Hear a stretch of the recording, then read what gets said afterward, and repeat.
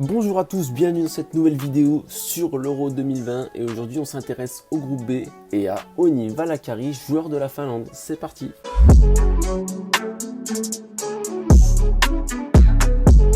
Alors Onni Valakari, il a 21 ans, il joue au milieu de terrain plutôt offensif dans le club de Paphos à Chypre.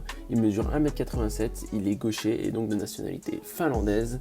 On va s'intéresser un petit peu plus à son parcours à Onni Valakari.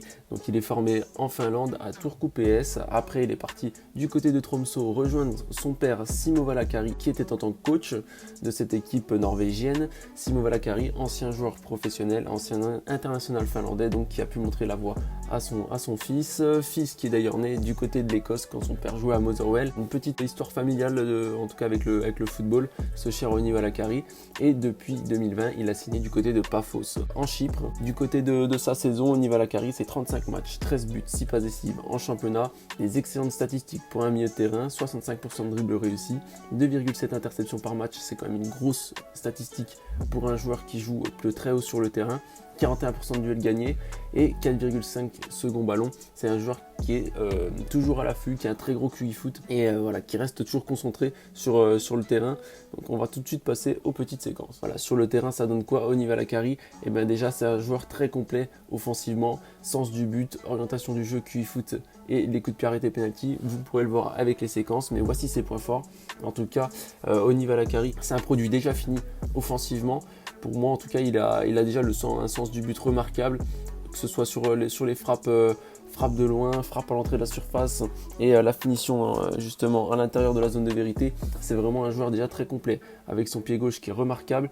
Il a des petits faux airs de Rames Rodriguez, je trouve, avec son pied gauche, en tout cas au niveau de sa gestuelle. Il peut progresser sur quelques axes, à savoir les duels.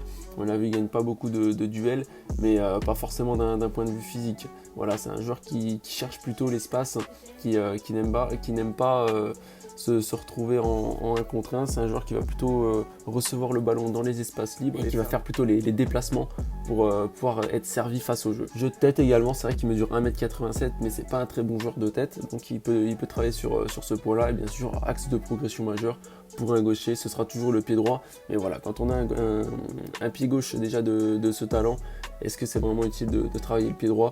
Je ne sais pas, mais en tout cas, voilà, vous pouvez le voir avec les petites séquences, que déjà il a marqué beaucoup de pénaltys au cours de sa carrière et que c'est un joueur quand même au talent assez particulier. Je trouve que c'est quand même un profil atypique de nos jours, un grand meneur de jeu comme ça d'1m87 qui est relativement mobile et qui sait parfaitement se déplacer dans les intervalles, qui est capable aussi bien de distribuer que de finir, et c'est surtout cette finition qui est impressionnante pour un joueur de cet âge-là. Voilà en tout cas pour le premier profil d'Onni Valakari. On va passer à son incorporation dans le 11 finlandais qu'on devrait voir à l'Euro, en tout cas toujours pas effectué par mes services. Il devrait prendre place en tant que numéro 10 dans ce 3-5-2 ou 5-3-2, c'est une question d'appréciation.